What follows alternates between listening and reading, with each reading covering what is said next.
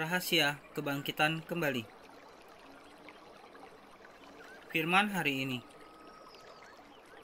dikutip dari Kisah Para Rasul pasal 4 ayat 29 sampai dengan 30. Sekarang ya Tuhan, lihatlah bagaimana mereka mengancam kami, dan berikanlah kepada hamba-hambamu keberanian untuk memberitakan firman-Mu. Ulurkanlah tangan-Mu untuk menyembuhkan orang, dan adakanlah tanda-tanda dan mujizat-mujizat oleh nama Yesus, hamba-Mu yang kudus. Dikutip dari Kisah Para Rasul 4 ayat 29 sampai dengan 30. Rahasia kebangkitan kembali. Gereja mula-mula hidup dan bersemangat, selalu bertindak. Inilah artinya berpindah dari dalam maut ke dalam hidup. Bagi mereka hidup pada zaman kebangkitan. Rahasia kebangkitan kembali yang sejati ada di dalam firman yang berbunyi, "Janjimu menghidupkan aku." Manusia seringkali mencoba untuk mempelajari tentang apakah kebangkitan kembali itu dengan mempelajari kebangkitan di masa lalu, musim-musim khusus di abad-abad yang lalu. Kita memilih untuk menyebut peristiwa-peristiwa ini sebagai kebangkitan kembali. Kemudian kita memandangnya untuk melihat apakah kebangkitan itu. Ini adalah proses yang bersifat siklus. Jauh lebih aman untuk mempelajari perjanjian baru. Ada suatu pepatah bahwa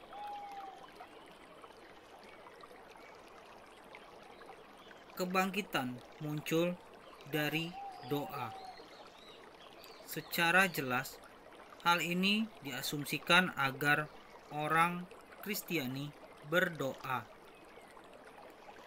Dan oleh karena itu, mereka pasti sudah berdoa sebelum adanya kebangkitan apapun.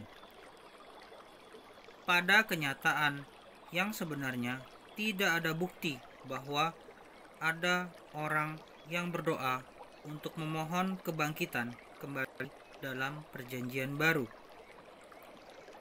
Doa yang terkenal, "Oh Tuhan, hidupkanlah pekerjaanmu," adalah doa dalam perjanjian lama. Namun, Allah menjawab dan menghidupkan pekerjaannya. Jawaban doa tersebut adalah Yesus dan Pentakosta. Ketika Petrus berkhotbah dalam kebangkitan Pentakosta,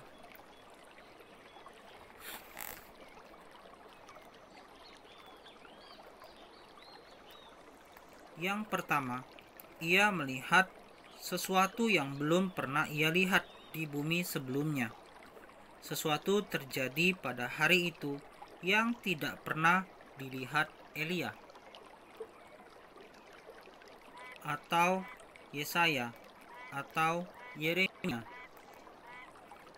3.000 orang bertobat dan diselamatkan.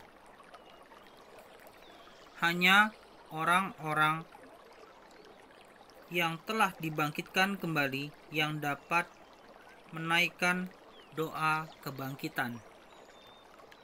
Orang-orang yang mati menaikkan doa yang mati. Kebangkitan kembali datang dari orang-orang yang telah dibangkitkan kembali. Apakah Anda adalah salah satu dari yang telah dibangkitkan kembali?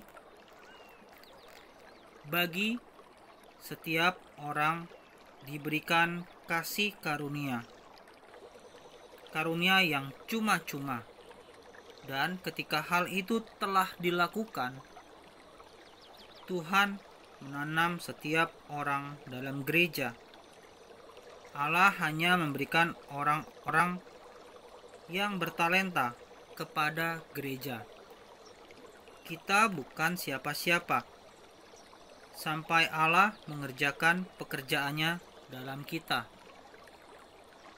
Namun, setiap orang adalah karunia, karena setiap orang memiliki karunia. Perumpamaan tentang penebus mengatakan bahwa perumpamaan tentang penabur mengatakan bahwa penabur itu menaburkan firman. Dia menanamkan dalam Anda apa yang ingin dia tanamkan di dunia. Puasa tiap hari dalam berdoa. Ya Allah, kiranya kebangkitan-Mu terjadi pada kami. Tuhan Yesus memberkati.